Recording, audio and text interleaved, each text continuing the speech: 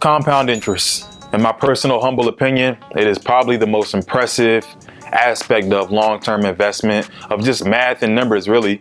I like money, hope you like money and like learning how to make it, and compound interest is at the core of really long-term wealth building. I'm gonna read a quote from a really smart guy. You might have heard his name before, Albert Einstein. Compound interest is the eighth wonder of the world. He who understands it earns it. He who doesn't pays it. All right, so compound interest is a beast. I'm gonna show you why you should be in the game of earning it. If you have credit cards, many of us do, you probably are used to paying compound interest. It seems like that balance never goes down, and let's figure out why. Let's take a look at the math. Compound interest. My girl Keisha, a good friend from school, she inspired me to do this video, so I'm gonna use Keisha as an example. I ain't gonna put her full name out there. Keisha, she likes to save. She don't like to sip much. She really doesn't drink any alcoholic beverages actually, but she has a really good time, and she has a really great time saving money. So Keisha said, Trevor, if I put $5,000 into one of these high interest yielding stock market accounts, what can I really get? And I said, well, one time? She said, well, yeah, just one time. I said, okay, well, let's do the math.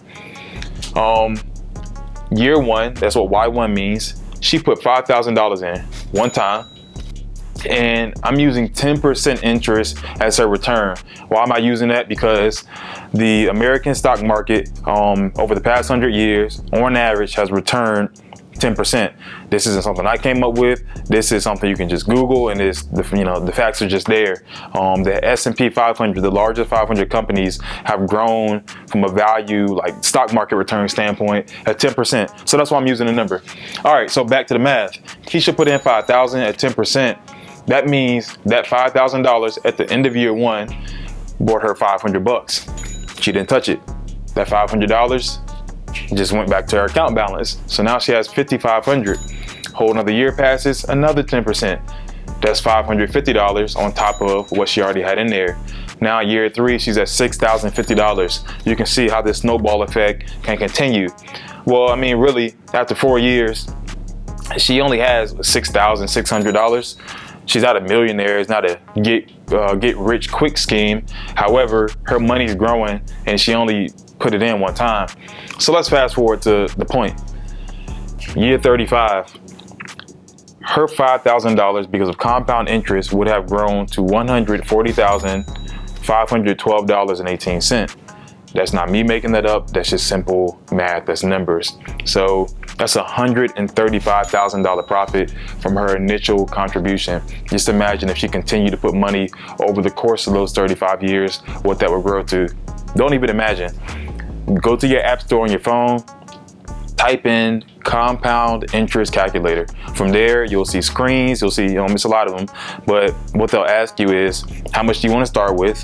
You put a number in. How much do you think you'll be contributing every month or every year? You put your numbers in, and they'll show you a full list of years, 5, 10, 20, 50 years, how much would be in your account if you leave it there. Just from a compound interest standpoint, they'll show you your profit and what you put in. Compound interest calculator. You can also Google it. So that is the power of compound interest. That's why getting in the market as early as possible is very beneficial, no matter how much you can start with, because you may start with $50, but that $50 over the long term can turn into a much greater return. So get in where you fit in and understand compound interest. Take care.